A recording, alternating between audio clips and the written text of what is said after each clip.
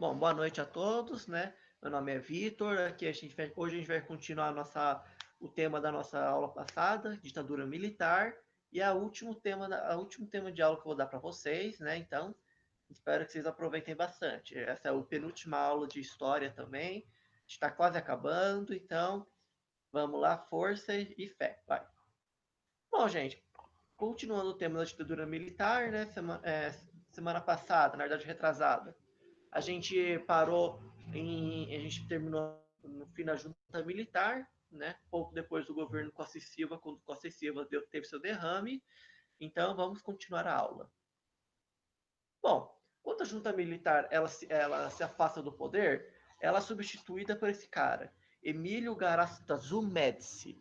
Ele vai chegar como presidente por 5 anos no Brasil, né? Terceiro presidente militar.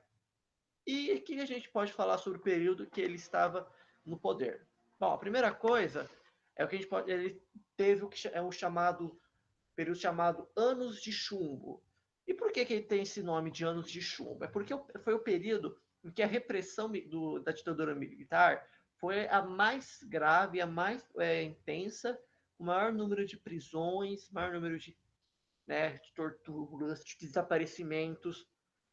E é também no governo dele em que a gente vai ter a morte de alguns dos principais líderes revolucionários durante a época militar, né, que é o Marighella e o Lamarca. Semana retrasada eu falei para vocês um pouco, né, sobre os movimentos que eles lideravam e quando o Erasmus Médici ele chega ao poder, ele vai acabar matando eles. Ele também vai destruir a chamada Guerrilha do Paraguai, que é uma das principais guerrilhas revolucionárias que tinha na época, né? Ele destruiu eles com um nível extremamente grande de violência. Pra você ter uma ideia, um dos principais líderes que foi capturado, ele foi enforcado, colocado em helicóptero e foi sobrevoado na região, o corpo dele enforcado, assim, por horas. Foi um negócio realmente violento. O resto das ditaduras militares, em comparação ao Brasil, não mataram quase ninguém.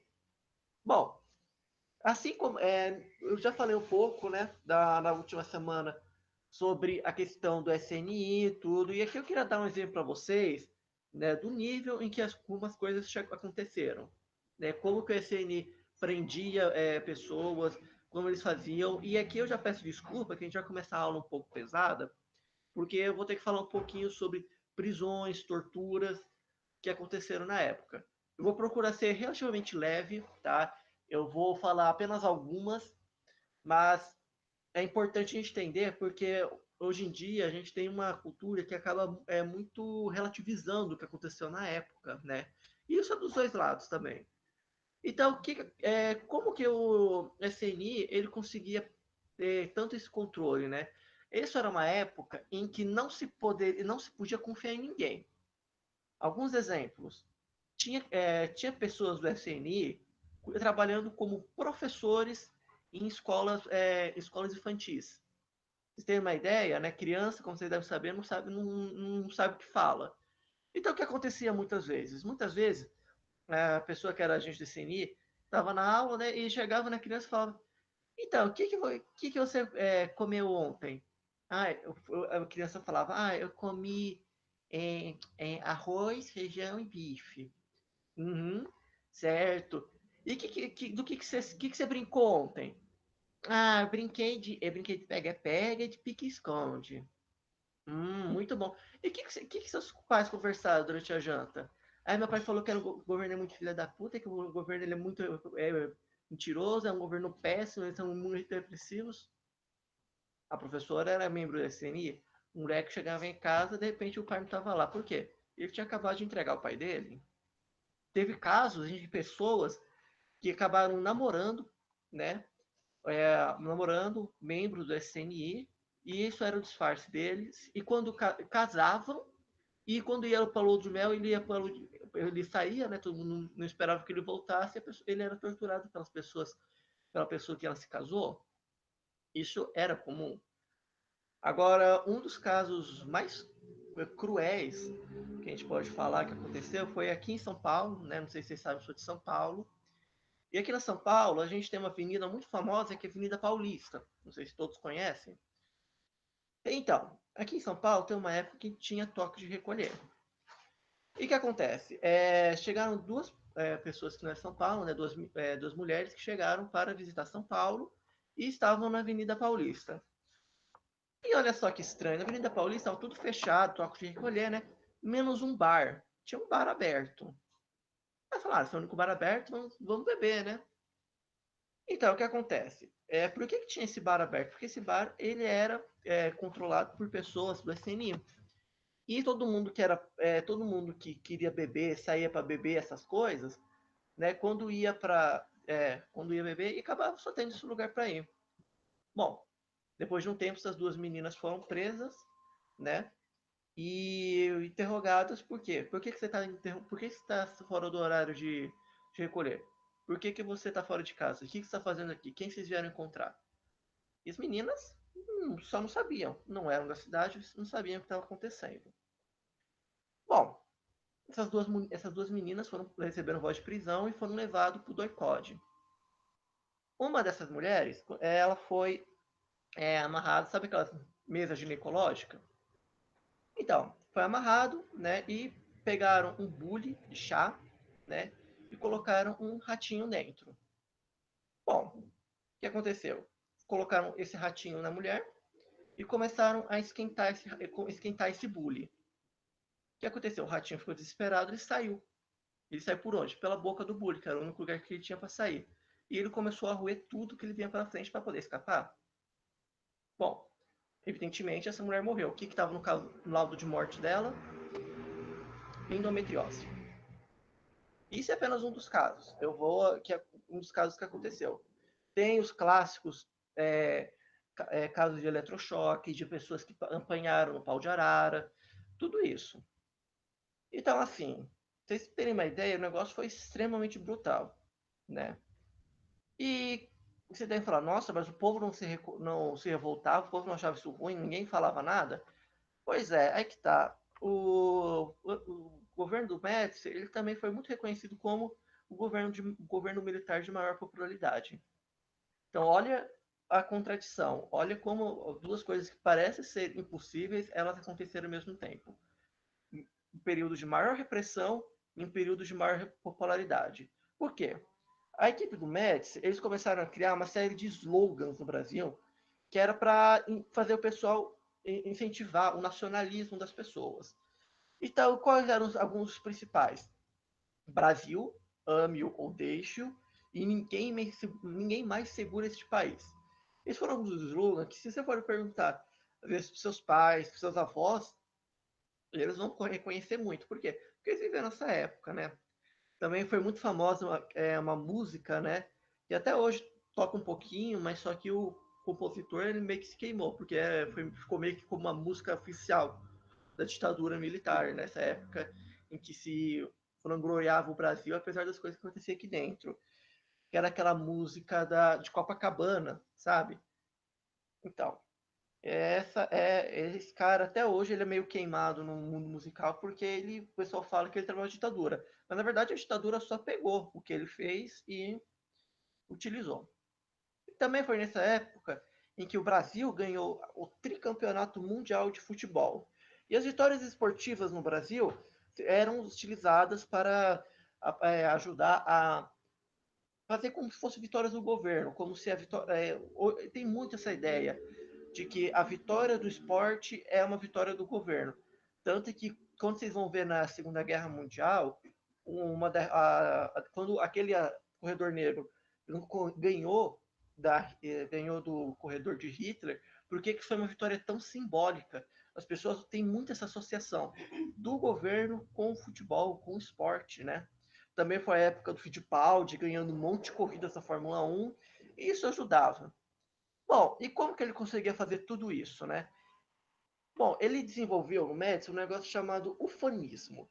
Não é criação do Médici, né? Mas só que foi o termo utilizado aqui no Brasil para esse exacerbamento, né, de tudo o que é brasileiro, né? Todas as qualidades do país, sem reconhecer as falhas, né?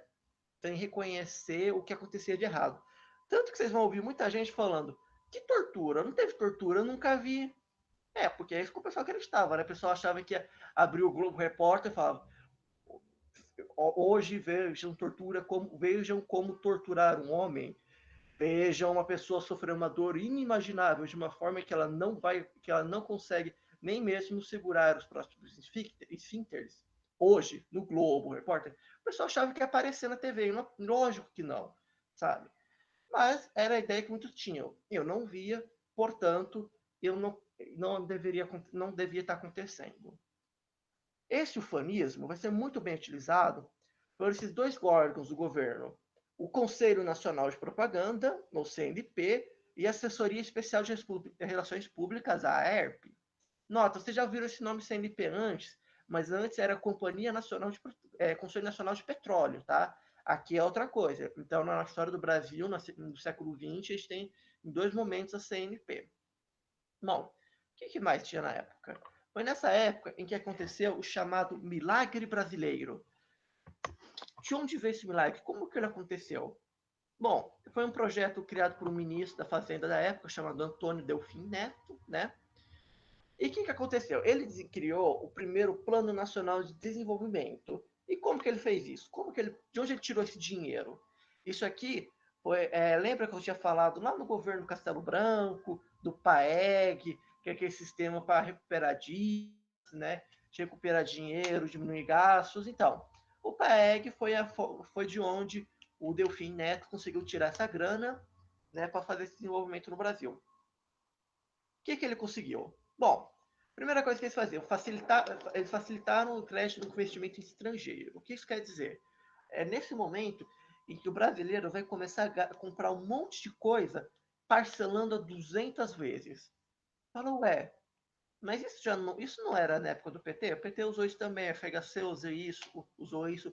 Essa tática do governo de estar facilitando o crédito para a população comprar um monte de coisa, começou aqui, né? Ficou extremamente forte nesse período.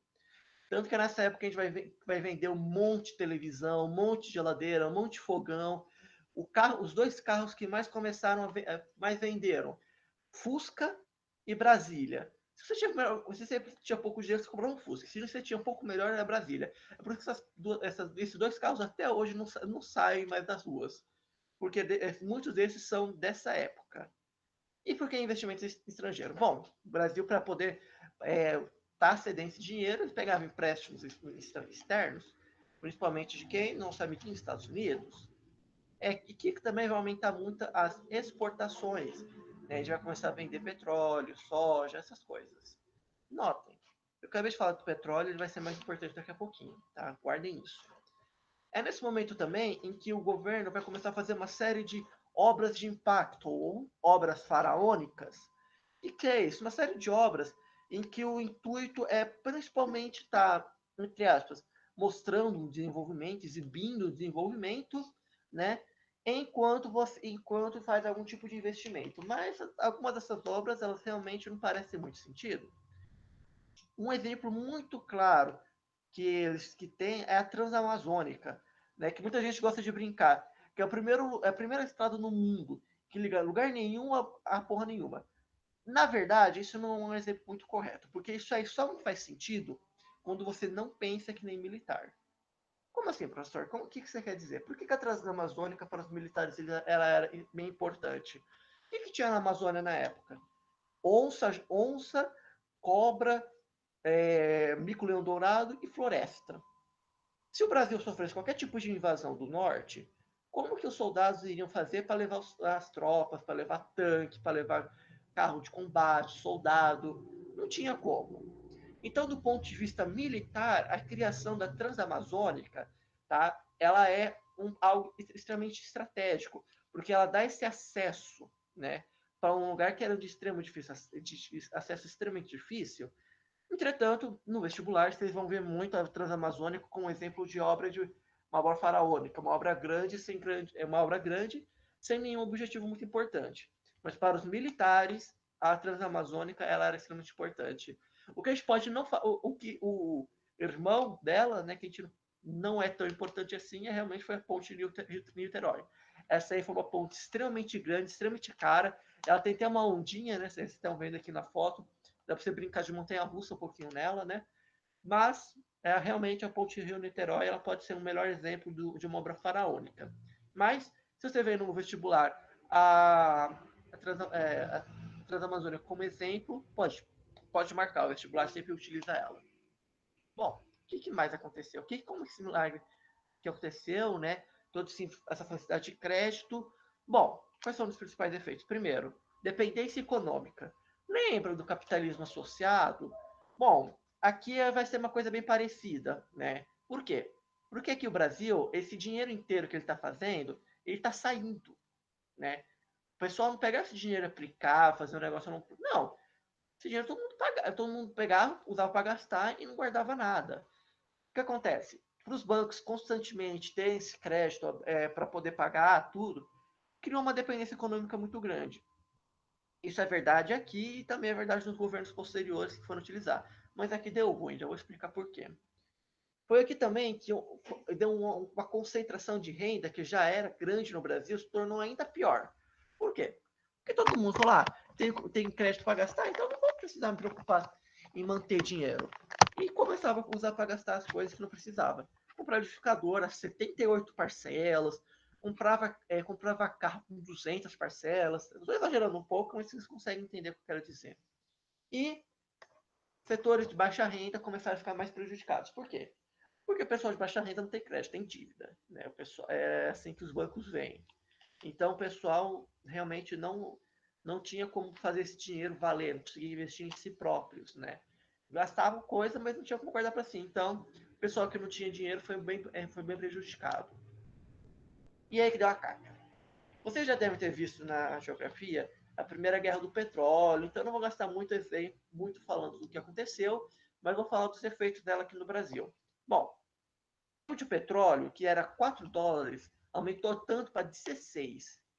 E o que vocês precisam entender? Eu acabei de falar que o Brasil vendeu um monte de carro, né? Então, o Brasil ele já produzia petróleo na época, a Petrobras já existia, né? Mas o que acontece? O Brasil ele ainda importava cerca de 83% do petróleo que ele usava nacionalmente. Por quê? Boa parte do petróleo que o Brasil produz é o que eles chamam de petróleo pesado, e ele não é tão bom assim para fazer gasolina, essas coisas, né? Então, por isso que o Brasil sempre importava muito, porque ele precisa chamar de petróleo leve, que é o ideal. Petróleo pesado é bom para fazer diesel, para fazer piche, parafina, essas coisas. Bom, com isso acontecendo, né? Rapidinho, desculpa. O que aconteceu? Com isso, acabou todo o dinheiro que estava investido no Brasil externamente, o pessoal simplesmente começou a coletar de volta. Eu já vou explicar mais rapidinho para vocês. Vou falar rapidinho desses dois projetos, né? Foram dois projetos de impacto que o governo Médici tentou criar. E o primeiro foi o projeto de Movimento Brasileiro de Alfabetização, o projeto Mobral, né? Que ele tinha como ideia estar investindo na educação brasileira, mas ele não deu muito certo. E o projeto Rondon, que continua até hoje, em que escolas universitárias, principalmente escolas de medicina, enfermagem, biomedicina, né, eles saem das universidades para estar trabalhando um pouco na população, o que a gente chama de uma atividade extensionista.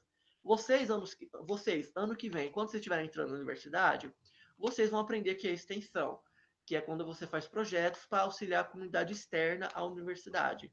Mas nesse projeto mais, vocês vão entender direito melhor se estiverem entrando no que vem, está recebendo vocês com braços muito abertos, né? Mas o projeto Rondon continua até hoje. Eu sei porque até o FTM ainda tem um pouco dele. Bom, sai o Médici, entra o Geisel. Ernesto Beckman Geisel. É Geisel, não é Geisel, tá? Não tô falando da Geisel Arruda. Bom, esse cara vai ficar por 5 anos, né? E ele vai ter alguns comentários famosos. Primeiro, ele é conhecido como General 8 Estrelas. Por quê? Porque o Beckman, né, o Geisel, ele não era para ser ele que era para ser o presidente, era para ser o irmão dele. Só que o irmão dele falou: não, eu não quero, o meu irmão vai me assumir. Né? Então, o irmão dele era um general 4 estrelas, ele era general 4 estrelas, por isso que ele ficou conhecido como general 8 estrelas. E ele tinha uma frase famosa: chegou a hora dos militares voltarem ao quartel. Então, é a partir daqui, né, que a gente vai começar a falar um pouquinho de movimento de abertura, né, do fim de alguns atos institucionais, mas cada informação a seu tempo. Bom, qual era a proposta do Geisel, né? Era para ter uma abertura lenta, gradual e segura. O que isso quer dizer? Os militares iam sair do poder, mas ia ser de uma forma lenta, de uma forma gradual, ou seja, não vai sair tudo de uma vez, vai sair aos pouquinhos, né? E seguro. O que quer dizer? Isso é uma coisa que é chata de falar, mas é verdade. Mesmo que com toda a pressão militar toda a pressão popular que teve para impulsionar o fim da ditadura, os militares acabaram saindo como eles queriam. Como? Sem revolução grande, né? Sem derrotado do governo sem prisões gerais. Já vou falar um pouco melhor. Só que olha que engraçado. Imagina se o presidente ele chega e fala: a gente vai fazer a abertura do Brasil. Que mensagem que ele vai estar dando para o pessoal que está de fora? Vai estar mensagem de quê? De que o Brasil estava fechado. Se ele fechasse, ele é ditadura. Eles podiam admitir abertamente que era uma ditadura? Não.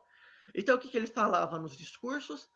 Geisel falava que era um aperfeiçoamento da democracia. É aquela demagogia linda de se ver. Então, a gente não está abrindo o Brasil, a gente está aperfeiçoando a democracia.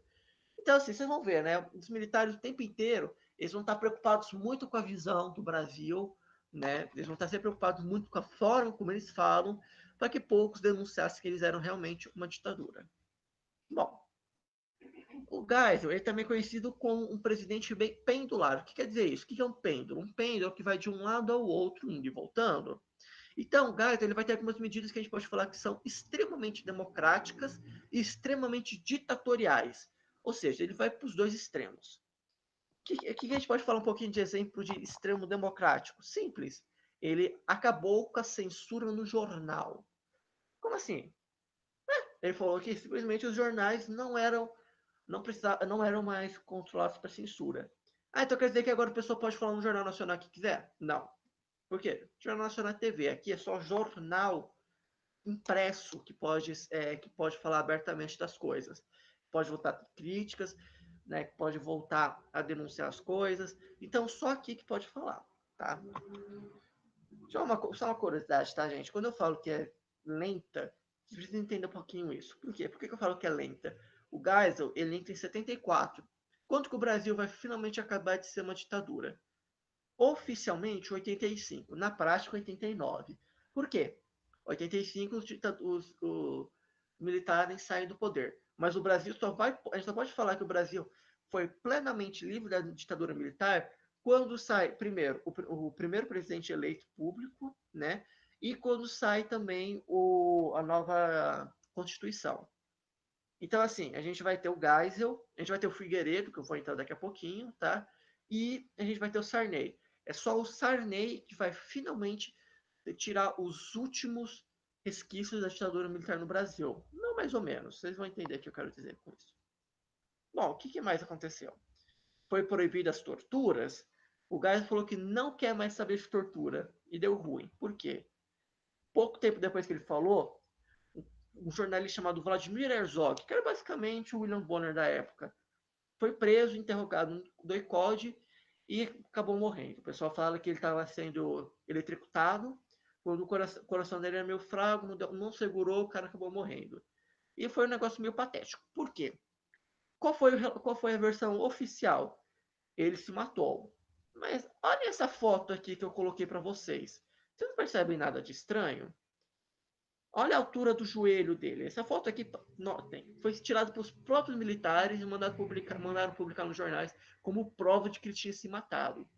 Mas olha os joelhos dele. Você acha que alguém consegue se enforcar sem os joelhos, com os joelhos praticamente no chão? Se vocês não acreditam em mim, não tentem em casa. Acreditem no que eu estou falando, tá? Porque geralmente fala, tenta em casa, isso aqui não tenta não. Mas o que acontece? Nosso corpo, instintivamente, ele não permite que esse tipo de coisa aconteça.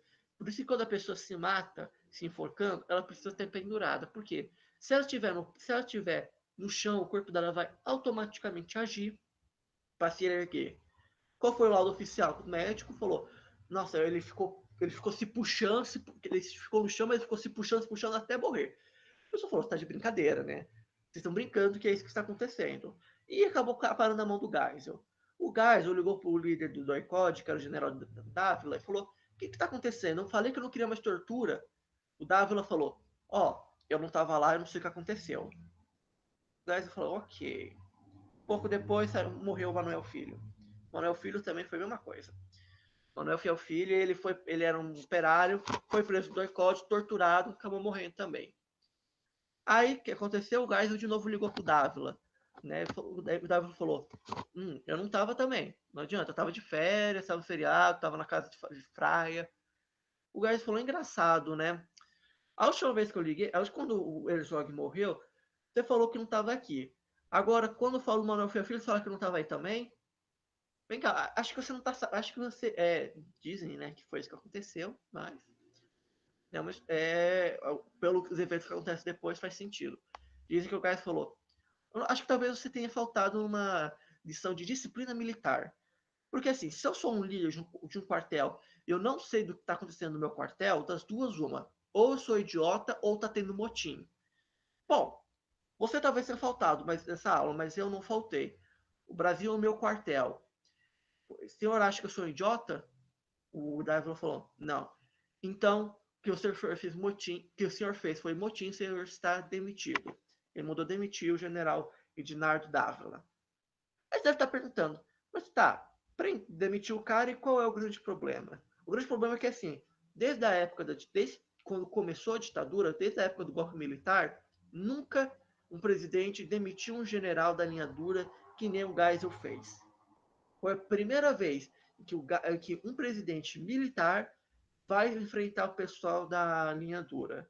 É a partir desse momento em que vai ter um confronto entre os castelistas, né, e o pessoal da linha dura. Lembre-se que são castelistas porque eles seguem a ideia do Castelo Branco de que os militares não deveriam se perpetuar no poder.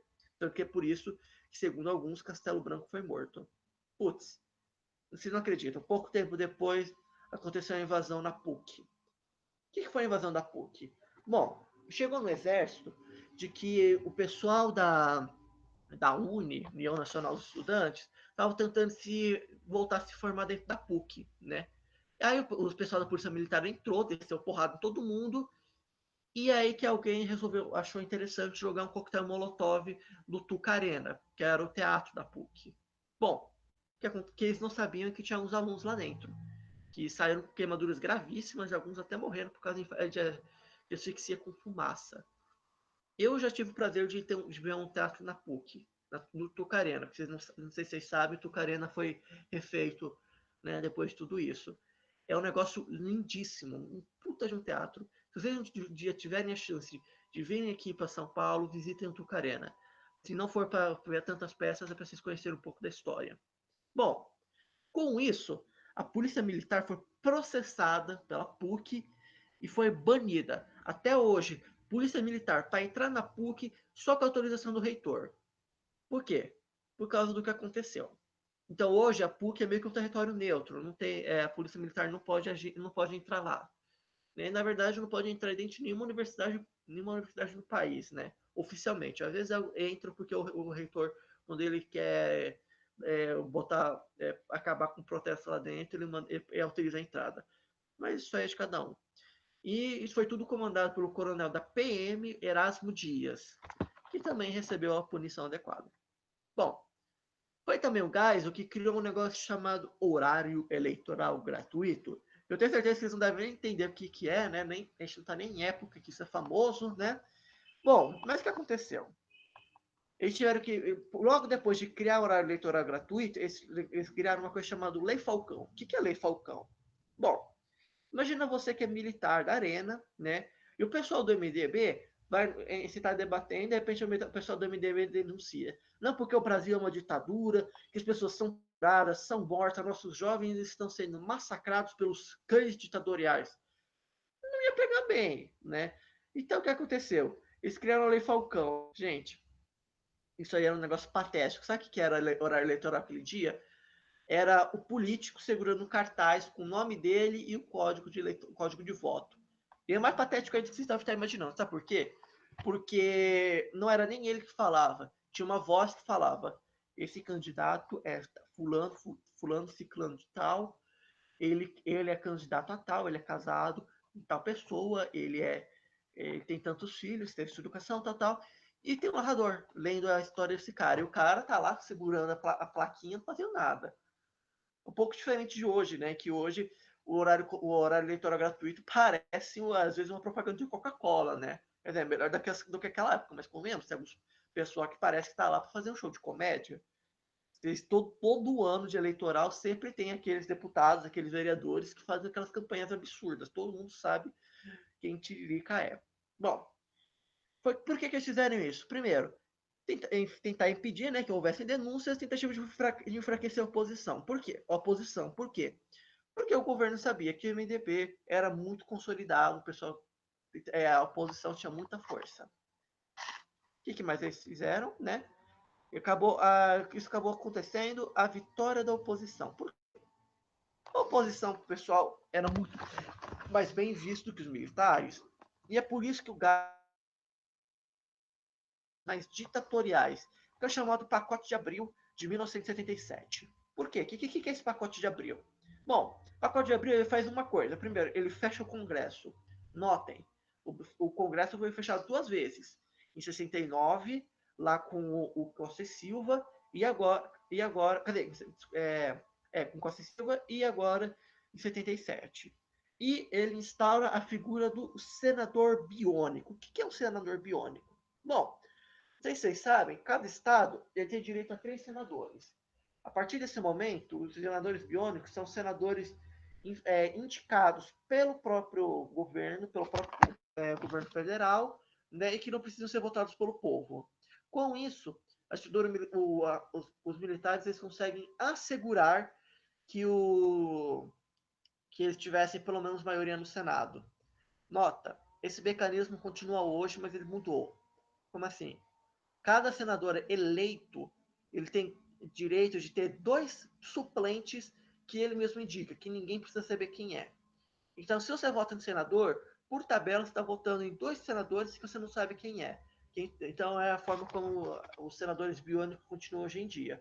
Então, na última vez que eu vi, cerca de 17 dos quase 70 senadores que a gente tem são senadores que estão como suplentes que ninguém votou. Então, quando vocês vão ver, né, a democracia voltou tudo, mas os caras conseguem dar um jeitinho ainda. Bom, foi o governo do Geisel também que resolveu a chamada questão energética. Por quê? Como era feita energia no Brasil? Principalmente termoelétrica, que é uma energia cara, que polui e às vezes é difícil de conseguir. Sem dizer que o Brasil tem toda a questão ambiental também, né, que começou a ser um pouquinho relevante na época. Bom, e aqui que os militares fazem uma coisa que eu preciso falar para vocês, né, e que é uma coisa que foi benéfica para o país.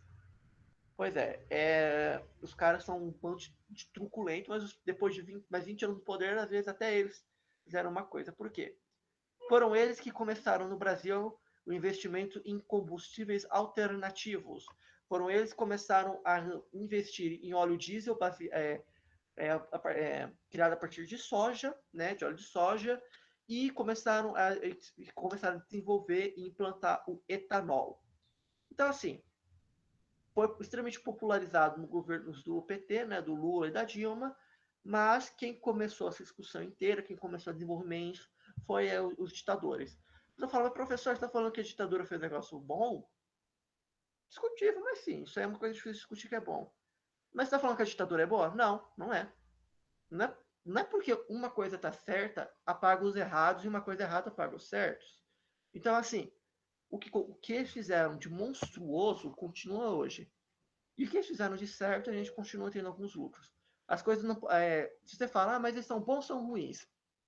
Se vocês continuarem tentando aprender história, falando que o pessoal é bom ou ruim, vocês nunca vão aprender história, vocês vão para sempre ser manipulados. Comece a discutir uma coisa um pouco além. Responsabilizem as pessoas pelas coisas que fizeram de errado, mas também saibam reconhecer o que é certo. E saibam que um não anula o outro. Certo? Isso é questão de maturidade de pensamento.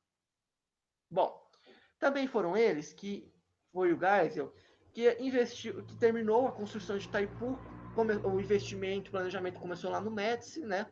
Mas foi o Geisel que continuou, né? Itaipu, que na época era a maior das usinas hidrelétricas do mundo. A partir daqui, o Brasil vai ser amplamente um país voltado para a questão energética, para o desenvolvimento de energia de fonte hidrelétrica. Bom, vocês não estão sabendo de nada, né? De problemas de energia no Brasil, especialmente nos estados do norte, né? Mas foi aqui que a gente optou por esse modelo. E foi aqui também em que a gente construiu a nossa primeira usina nuclear, lá em Angra dos Reis. Hoje em dia a gente tem Angra 2, né? E eles estão querendo construir Angra 3. Por quê? Uma usina nuclear, ela é uma coisa que produz uma quantidade de energia muito grande, com pouco espaço, só que de altíssimo risco e possivelmente muito poluente. Então, assim, uma pilha nuclear, ela pode iluminar uma cidade por quase um mês. Mas se aquela porcaria estourar, e ferrou. E problema. Isso aí é um problema que o Brasil enfrenta, os Estados Unidos enfrenta, e quase todo país no mundo enfrenta, que tem usina nuclear. Até hoje ninguém sabe o que fazer com o lixo nuclear criado para essas usinas. O pessoal propôs já várias coisas, mas todas as alternativas, ou elas são muito caras para ser executadas, que são construir grandes cofres, né, de chumbo e lacrar o negócio lá em grandes terrenos, que é um investimento grandíssimo e muito caro, ou simplesmente mantém guarda nos próprios reatores e deixa lá. O problema, essas pilhas, esses reatores não foram feitos para guardar tanto lixo nuclear. Ninguém sabe, ninguém consegue resolver de uma forma eficiente. Bom, eventualmente vai ter que descobrir, né? De vez em quando passam tsunamis aí, destrói tudo, vaza lixo nuclear, né? Mas a gente está vendo aí. É por isso que o Brasil tem uma sorte muito grande por ser um país que não tem quase terremoto, né? E os terremotos que a gente tem são extremamente fracos e não tem tsunami. Isso aí o Brasil tem muita sorte. Bom, foi nessa época que o milagre econômico, que estava dando problema já lá, piorou. Por quê? A inflação aumentou para 42%. Vocês não têm ideia do que é a inflação de 42%. Quando o Médici saiu do governo, ele estava em 18%. Aqui está em 42%. E aqui começou a ficar famoso uma pessoinha, né, que vocês já devem ter ouvido falar.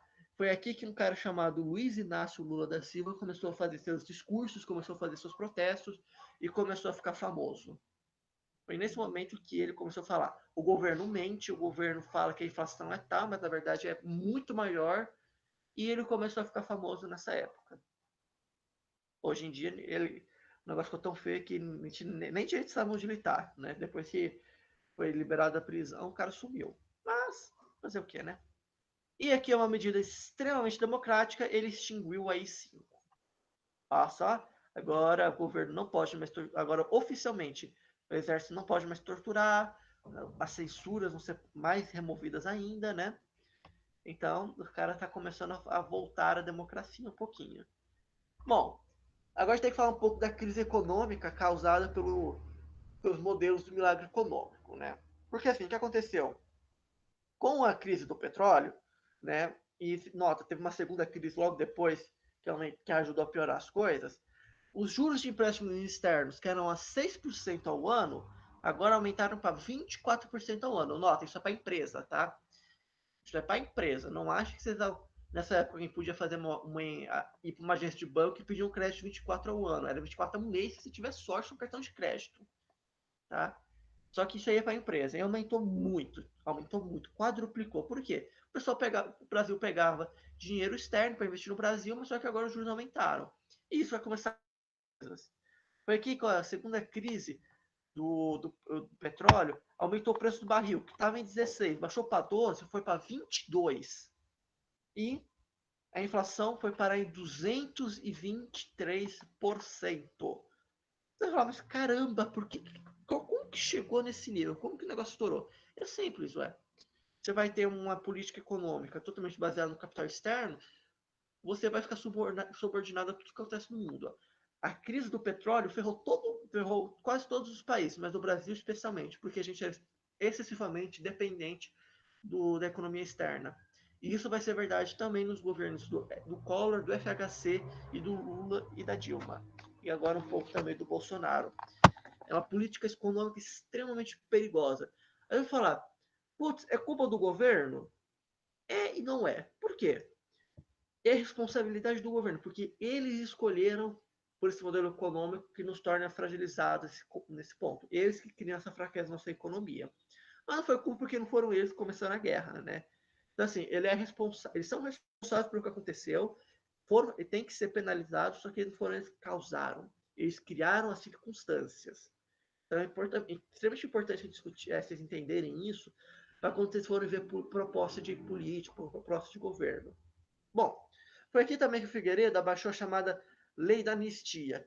O que o povo queria? Uma anistia ampla, geral e irrestrita. Isso quer dizer? Isso quer dizer que o povo ele queria uma anistia, que as pessoas fossem perdoadas de qualquer coisa. Só que não foram isso que eles conseguiram. O governo colocou uma restrição. Está todo mundo perdoado, tanto pessoal exilado, quanto pessoa que pegou em armas com o governo, quanto os próprios militares. Então, pessoal que torturou, pessoal que prendeu, que mandou desaparecer, mandou fazer tudo, também está perdoado. Então, entendo aqui que eu estou falando. A lei da anistia, ela foi ampla, geral e restrita. Por quê? Qual foi a única pessoa que não foi perdoado? O pessoal que matou militar. Vocês terem uma ideia, a Dilma nunca foi perdoada. Por quê? Porque ela matou alguns. É muito famoso o exemplo que ela, de uma vez que ela pegou um carro-bomba e jogou contra uma guarita que tinha um cabo do exército lá dentro. O cara morreu. A Dilma nunca foi perdoada. Alguns falam que, inclusive, foi por isso que ela começou a Comissão da Verdade. Para ela poder punir o pessoal que não perdoou ela. Bom, foi nesse momento em que o MDB ele começou a se fortalecer muito. E é aí que foram dois atos institucionais acabaram. Como assim? O primeiro ato institucional que acabou foi o AI-3, ou seja, nas próximas eleições, o governo e o pessoal ia votar para governador, para senador, para deputado, prefeito e vereador. Bom, isso tem um problema, tá? Porque assim, o pessoal sabia que se liberasse tudo, o pessoal ia fazer festa. Por quê? O MDB ele era muito mais bem visto pela população. E é por isso que foi nesse momento que o Golbeiro do Silva, o criador do FMI, falou, beleza, quer acabar com isso? Acaba com o AI-2. E foi o que aconteceu, o AI-2 foi extinto. Você está perguntando, mas por quê? Por que o AI-2, né? Nossa, isso aqui já foi no governo Figueiredo, tá? Por que o AI-2, acabando com ele, enfraqueceu a oposição do governo? É simples, porque o Golbery falou uma coisa. A esquerda é unida quando está quando tá contra o governo. Quando não está, eles acabam se separando. Bom, o Golbery estava mais ou menos certo, porque foi isso que aconteceu. Né? O Figueiredo, eles criam um problema, porque assim, a linha dura, ela não gostou da anistia. Né? Por quê? Ele fala, não, porque se eu votar, vai virar várzea, vai virar a oposição ficar muito forte, né? A gente tem que parar com isso. Foi aí que a própria linha dura começou a fazer uma série de atentados contra a população, uma tentativa de desmoralizar os exilados, de falar, viu? É só o pessoal começar a voltar que voltou os atentados, né? E assim, se você já viram a música Faroeste Caboclo, né? E tem aquela parte que ele começa a cantar, né? Não coloco bomba em banca de jornal, nem em escola de criança, não faço não. Por quê? Porque era muito comum. A própria linha dura, corpos militares, começaram a financiar atentados contra a população, uma tentativa de desmoralizar, né, a oposição. Só que assim, os alvos eram meio estranhos. Por quê? O primeiro alvo foi a Folha de São Paulo. O que aconteceu? A Folha de São Paulo recebeu uma bomba. Só que é meio estranho porque a Folha de São Paulo era a favor dos exilados. Por que os exilados estão retornando agora, que foram anistiados, iam atacar os próprios companheiros? A pessoa achou estranho, né? A pessoa começou a perguntar, mas por quê, né? Porque ela vai estar, você pode enganar algumas pessoas, poucas pessoas por pouco tempo, muitas pessoas por muito tempo, só que você não pode enganar todo mundo o tempo inteiro. Então eles começaram a se perguntar, bom, quem foi o próximo? A OAB, a Ordem dos Advogados no Brasil. O que aconteceu? Um dia, né, o chefe da OAB recebeu um presente, falou, presente para você pelos Correios. Falou, beleza, né? Ele falou para a secretária ir pegar, a secretária foi dele, pegou o pacote, abriu o pacote explodiu, arrancou a mão dela, desfigurou o rosto dela. Só que tem um problema. O pessoal começou a perguntar, mas peraí, a OAB não defendia os exilados? A OAB, ela não era a favor do pessoal, ela não era contra a ditadura, por que eles vão começar a atacar eles? E aí que deu o problema grande. O famoso atentado no Rio Centro. Para quem não sabe, o Rio Centro é uma casa de shows muito famosa lá no Rio de Janeiro, né? E estava tendo um show para comemorar a volta dos exilados políticos. Bom, foi aí nesse momento, né, em que um sargento, um capitão do exército, resolveram falar assim: vamos colocar duas bombas e botar a culpa nos exilados. Que vocês verem, os exilados estão voltando, né? E eles estão fazendo atentado. Eles estão fazendo negócio aí, a gente tem que parar. Então qual era a ideia? Eles tinham duas bombas. A primeira bomba, eles iam colocar na caixa de energia, né, para acabar com o show. E quando o pessoal estivesse saindo, a segunda bomba, que ia estar na entrada do Rio Centro, ia explodir e ia matar um monte de gente. Das duas bombas, só uma explodiu. Qual? A de um saco. Que saco? Então, a que estava em cima do colo do cara, entre as pernas dele. Porque o cara estava começando a armar a bomba, explodiu em cima dele, né? Bom, o pessoal ouviu o barulho de bomba, né? Todo mundo começou a sair e eles encontram lá. Eles encontram no carro, né? Um sargento morto com a bomba explodindo no colo dele e o capitão do lado agonizando, né? Aí o pessoal começou a tirar foto, o pessoal começou a perguntar, mas peraí, o que um sargento e um capitão estão fazendo com uma bomba perto de um show cheio de pessoas, né? Essa foto que vocês estão vendo aí é uma das poucas fotos que a gente tem do evento, por quê? Porque o jornalista que tirou essa foto, ele percebeu que assim que a polícia abaixasse lá, eles iam confiscar todas as câmeras para evitar que acontecesse. Então, o que ele fez? Ele começou a tirar foto, tirou um filme, né, que ele estava usando na câmera no momento, pagou para alguém que estava lá para ir embora, né, fugir com esse filme, e começou a tirar outras fotos. Chegou a polícia, entregou a câmera, mas ele já tinha uns filmes gravados, né? Ele já tinha os negativos. E publicou. Não tinha mais como controlar. O pessoal ficou sabendo, ficou sabendo, começou a perguntar, né? O capitão que acabou sobrevivendo, né? Ele falou, não, isso aí foi só eu, você não teve nenhum superior envolvido. E ninguém nunca descobriu, porque o cara não durou muito também, né? O cara acabou morrendo. Ai, ai, e o que aconteceu mais, né? Foi nesse momento em que o plano do Golbery deu certo. Os partidos eles começaram a se fragmentar. Por quê? Acabou o bipartidarismo no Brasil, então agora a Arena e o MDB não eram mais os únicos partidos permitidos. Então, a própria Arena, que estava meio queimada, afinal, né? Você está envolvido com a ditadura, o pessoal acaba não gostando muito de você. Então, a Aliança Renovadora Nacional, ela mudou de nome para PDS, Partido Democrático Social, que mais para frente, né, começou a ser conhecido como Partido Progressista, o PP, que dura até hoje. É o partido do Maluf. Né? O Maluf ele era desse partido, então Maluf era um dos antigos políticos da ditadura. O MDB ele fragmentou em um monte. E olha que sacanagem, né? O governo militar ele sabia que o MDB ele era muito famoso. Então, eles falaram que agora, para ter partido, tem que ter um pé na frente. Hoje essa regra não existe mais. Então o MDB fragmentou. Fragmentou para onde? Bom, o MDB virou PMDB, ou Partido do Movimento Democrático Brasileiro, né? A neta do Vargas, cadê a filha do Vargas, que recriou o partido dele, o PTB, né, o Partido Trabalhista Brasileiro. O Brizola, que era para estar nesse partido, ele queria ser o líder do partido, mas só que como ele não teve chance, né, ela criou antes, ele ficou bravo e criou o PDT, né, que é o Partido Democrático Trabalhista. Desculpa, eu escrevi errado aqui, gente, foi mal. Foi nessa época em que um cara chamado Bicudo criou o PT, o Partido dos Trabalhadores, e foi criado o Partido Popular. A professora Marcelo falou que o PP ele era parte do PDS. Então, esse PP aqui não durou quase nada. Ele durou um ano, mais ou menos, e se extinguiu. O PDS virou PP um tempo depois. Bom, E para terminar de sacanear a oposição, o governo criou um negócio chamado voto vinculado. O que isso quer dizer? Isso quer dizer que você só pode votar em um partido. Por que eles fizeram isso? Porque o PMDB ele tinha um bom nome para presidente, mas ele não tinha bons nomes para governador, não tinha bons nomes para vereador, para deputado. O PTB tinha bons nomes para governador e deputado, mas não tinha bons para presidente e vereador. E o que eles falaram?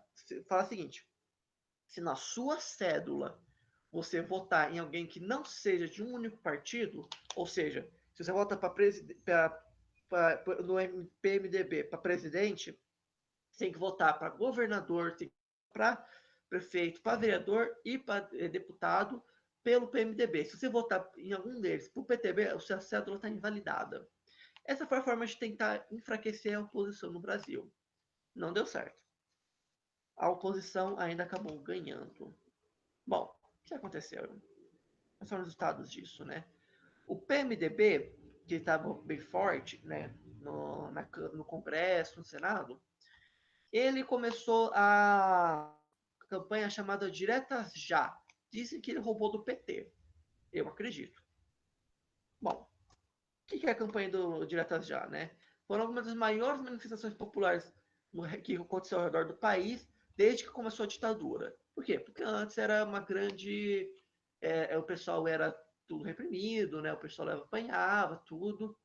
Então, ao redor do país, todo mundo fala: queremos votar direto para presidente da República.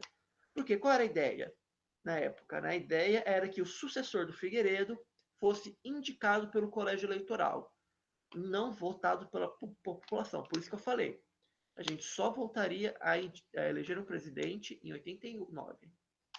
Bom, no Brasil o pessoal começou a se revoltar, e um cara chamado Dante de Oliveira, diga-se passagem, ele era primo, né, do João Batista Figueiredo. Ele apresentou na Câmara um projeto de emenda constitucional, uma PEC, que diria: a população tem direito de escolher presidente. Por quê? Até o momento a pessoa só podia escolher até governador, né? Podia escolher governador, senador, prefeito, deputado federal, estadual, vereador, mas presidente não. Bom, o que aconteceu? Eles precisavam de 371 votos. Eles conseguiram 298. Então, assim, novamente, a população se revoltou, a população se indignou, fez a pressão, mas naquele momento, novamente, o que passou foi o que os militares queriam. O Brasil, então, não escolheria o seu presidente. Então, o Congresso acabou rejeitando. Resultado, o voto indireto foi mantido. E toda a oposição se reuniu, então, para indicar um nome. Ele, Tancredo de Almeida Neves. Esse seria o nome da oposição para ganhar a eleição. E aí que deu a caca para os militares. Por quê? O PDS, que até o momento era unido, se fragmentou. Por quê? Porque o PDS ele tinha três candidatos, três principais nomes, né, para ser candidato para presidente.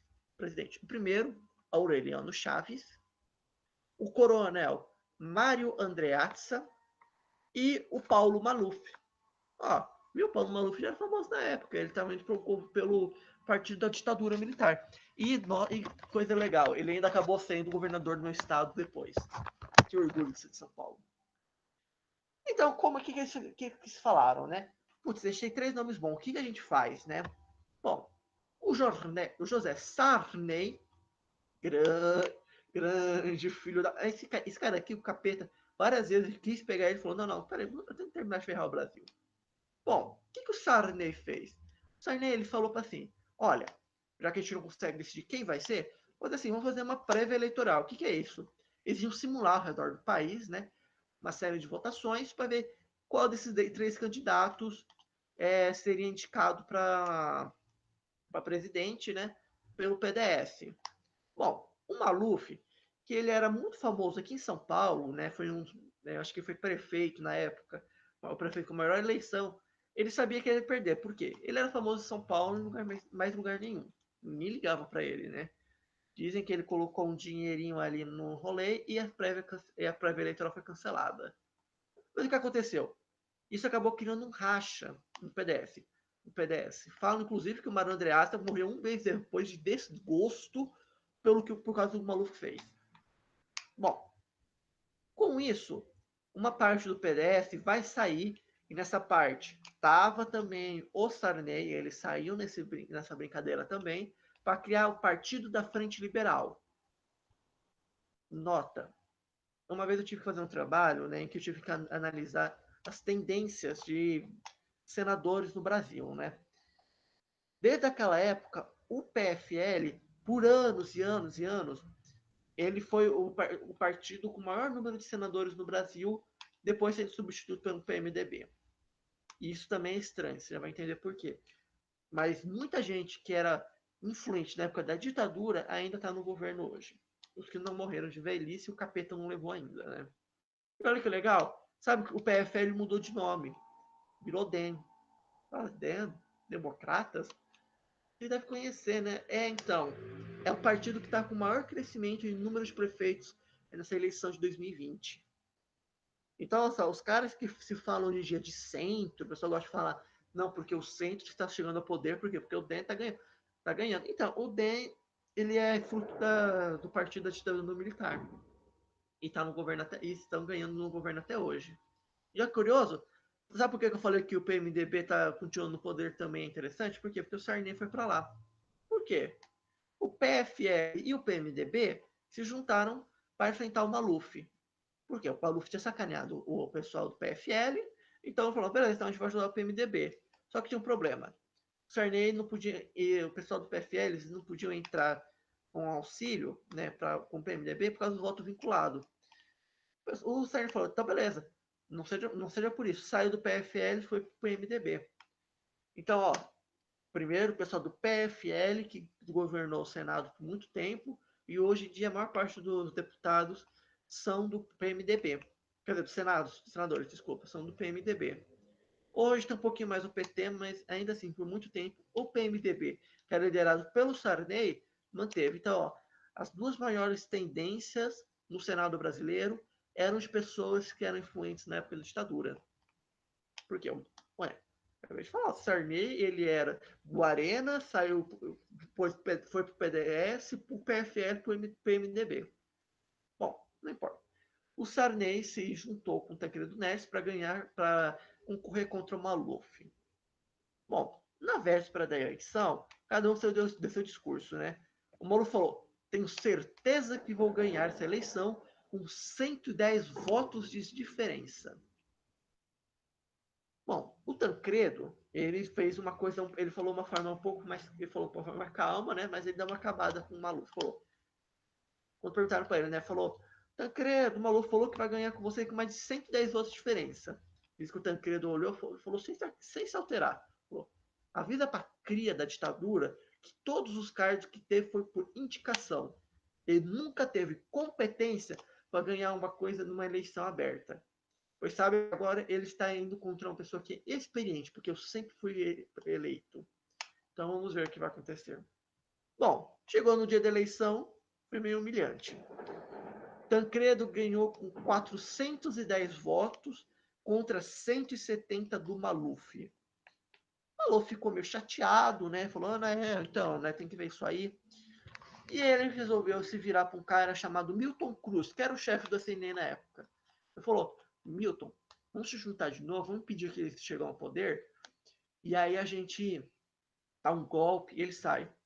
Diz a história que o Tancredo Cruz, que o Milton Cruz virou pro Maluf e falou, o que você está falando, Maluf? Você não teve competência de ganhar uma eleição, você vai querer estar falando agora da golpe? Que absurdo! Você é incompetente, você não é capaz de nada. Bom, dizem, né, que um jornalista ouviu essa conversa, né, e foi perguntar pro Milton Cruz na entrevista, né, falou, Milton, a gente tem ouvido boatos, né, de que algumas pessoas da oposição não querem aceitar o nome do Tancredo. O Milton Cruz olhou para ele e falou, então fala o nome dessas pessoas aí que eu vou agora atrás delas. O jornalista, uma afinada, né, e falou, ó, Milton Cruz, você já sabe do que eu estou falando, eu não preciso dar nomes, né? Isso que o Milton Cruz falou. Então faz assim, me dá os nomes dessas pessoas agora, que se alguém tentar impedir que o Tancredo assuma, eu vou atrás, prendo, esculacho, bato na pessoa, torturo e mato para garantir que o Tancredo assuma. Olha que democracia da hora. Ele falou, torturo, bato no cara, torturo e mato se tentar acabar com a democracia no Brasil. É um cara que vocês percebem que tinha umas ideias muito democráticas, né? Muito interessantes. Bom, com isso, o Tancredo falou um discurso, né? Chegaram para ele depois e falou: ó, o Maluf tá. O pessoal fala que o Maluf tá fazendo esse negócio, né? O Tancredo, o senhor acredita que ele pode tentar alguma coisa? O Tancredo falou para ele: falou, nem Deus me tira a presidência. Então, né? É que nem quando o capitão do Titanic, né, perguntaram para ele: o senhor acha que esse é um navio seguro? Ele falou: não, é assim, nem Deus afunda esse navio. É, Tancredo pediu truco, Deus pediu 6, caiu, né? No dia que ele tomou a posse, né? A Glória Maria, que estava fazendo entrevista, né? Estava na escadaria de uma igreja, ela estava dando entrevista e falou: então, estamos descendo aqui com o presidente Tancredo Neves, né? Ele está descendo aqui logo depois. Ai, meu Deus, tiros! Cortou a ligação. Quando voltou ao ar, ela falou: olha, peço desculpas, né? Eu achei que eu tinha ouvido tiros, mas foi apenas o escapamento de uma moto. Entretanto, o presidente está relatando grandes dores no abdômen e foi levado com urgência para o hospital. O caso é grave. Bom, falam que no dia seguinte, Glória Maria foi, que era correspondente aqui em São Paulo, foi no dia seguinte foi mandado para a Europa para ser correspondente externa, né? E aí, com essas versões, a primeira versão, Tancredo foi assassinado, eles falam que um atirador chegou próximo dele, deu 3 tiros na queima-roupa no estômago dele. A outra história fala que ele teve diverticulite, porque ele fez um tratamento, ele já sabia, né, que pra quem não sabe, diverticulite é uma doença no intestino grosso, que se forma pequenas feridas, né, pequenas invaginações dentro do intestino, e quando as fezes passam por ela, começa a sangrar, né, e se ficar grave, estoura o intestino e começa a sair fezes por dentro do abdômen, né? Um quadro muito grave de peritonite. Pode até matar.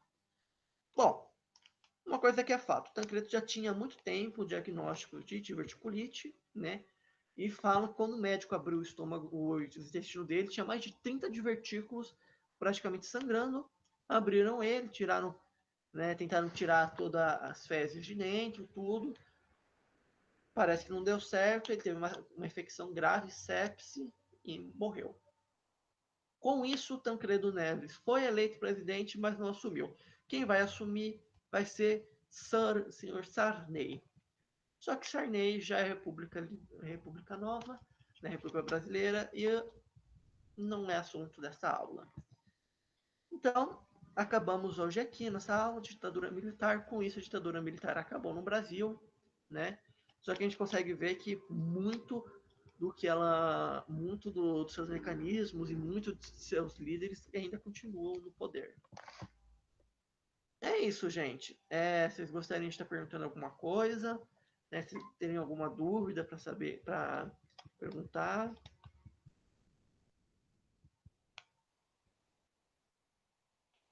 Então, agradeço muito pela presença de todos vocês, né? Desejo a todos boa noite, um ótimo final de semana e adiós. Desejo também para vocês uma boa sorte nos vestibulares, é a última vez que a gente vai estar se encontrando, né? Então, muito boa sorte. Espero que o que vocês precisarem de ajuda, eu estou aqui, os meninos da história daqui estão aqui. Então, qualquer coisa que vocês precisarem, vocês têm nosso contato no WhatsApp, é só chamar a gente, tá bom? Boa noite a todos, gente. Bom final de semana.